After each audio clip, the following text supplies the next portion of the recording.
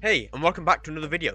Today I am going to be ranking all of the Straw Hats backstories from the most saddest to the least saddest, and the way it impacted on the character themselves. Now, it's been a while since I've actually watched the start of One Piece, so obviously a lot of the backstories, aren't going to be as fresh in my head. But we've got all the Straw Hats down here, so we're going to start with the ones that we got introduced first, and then just go from there. So starting with Luffy, ending with Jinbei. Now, Luffy's backstory. I don't think I'm going to put any in really not sad, because it was sad to an extent, but it's definitely probably one of the least saddest among the Straw Hat Pirates. Because the only sad thing that really happened was Sabo died, but then he came to find out later that he was alive.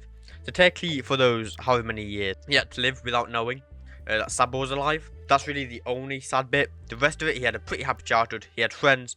So I'm probably just going to put this in meh. Now, the next Straw Hat we're going to do is Zoro. And his backstory, the only thing we really got on it is he was training to become the world's strongest swordsman. And then Quina died. I think that's her name. Quina died and they were quite close, I guess. Obviously, they were kind of motivating each other to become the world's strongest swordsman. I believe, I could be wrong on this, but I think that's the only thing we've got of his backstory. He could have another backstory in the future. Who knows, like his true desire, like why does he want to become the world's greatest swordsman? We might get that in the future. So I'm probably just going to put Zoro in meh as well. Like, sure, he had someone die who was close to him, but that's really about it. It doesn't really compare to what some other people have faced. Now, next we're going to go on to Usopp. Now, Usopp's this other one where it is kind of sad, I guess. His village got invaded by pirates, but that wasn't really his backstory. His dad abandoned him, basically, and his mum died. So I'd say this is probably sadder than Luffy and Zoro. So we're going to put that up to kind of sad. Next, we will go on to Sanji. And Sanji's backstory in Baratie, sure, it's sad because he starved, or didn't starve, but like there was very little food to go around. And he then ended up stabbing the guy who gave him all the food anyway.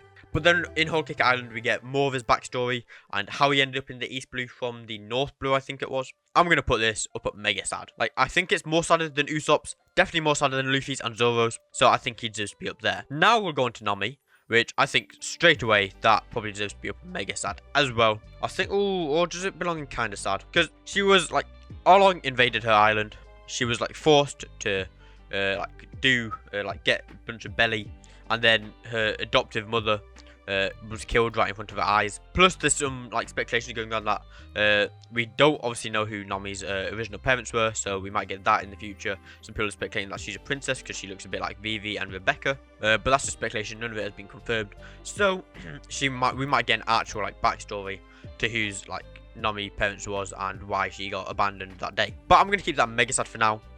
Just so you know as well, the organizations of these lists. So because Luffy's here, I'm not saying his backstory is more sadder than Zoro. They're a bit equal. Next, we'll move on to Chopper because he got introduced at Drum Island. Now, his backstory, I don't want to put too many mega sad, but I think I've got to put him there because his backstory, that the speech from Dr. Hillicule, or however you pronounce it, his speech was like really good. That's one of my favorite speeches from the entire show. And he got turned into a human by eating the Hito no Mi, and he was just abandoned by all his parents, all his reindeer brethren or whatever. So I'm going to keep that in mega sad. Next person to join is Robin.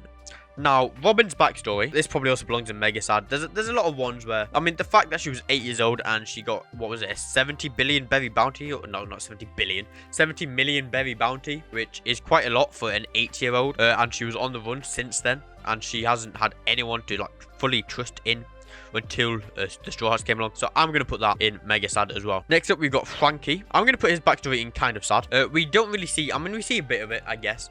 We know he got dropped off by his parents who were pirates when he was really young.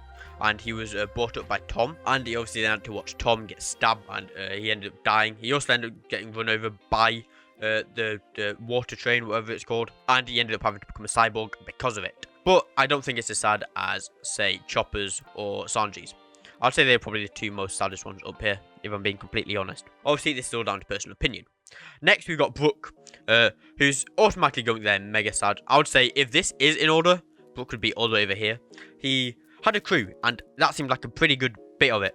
But then they all got poisoned kind of thing, a virus, whatever it was, in the Florian Triangle, was it? And he had to watch each and every one of them die right before his very eyes. And then he had to wait for 50 long years because he got revived because of his devil fruit. He had to wait for 50 long years before he could even like see anyone else, interact with anyone else, just floating around on a boat aimlessly. He couldn't go anywhere because he didn't have a shadow. So that was like probably one of the most saddest backstories in the entirety of One Piece, in my opinion. Now, last but not least, we've got Jinbei. I'm going to put that in kind of sad, just because I don't think it's mega sad. He got slavery kind of thing, so obviously it's sad at that point. But yeah, I don't really know too much about Jinbei's backstory, if I'm being completely honest, but from what I can remember, it isn't as sad as the rest of them. Obviously, that is everything. You might have different opinions than me. You might think that Luffy's backstory is the complete saddest of the Straw Hats. Who knows? If you do disagree with this list, let me know in the comments. Why not? But be like civil about it. Don't be like, your list is shit, never rate again or whatever. You know, like those kids do on Reddit or whatever. Hope you enjoyed. Like, subscribe, and I'll see you guys later. Goodbye.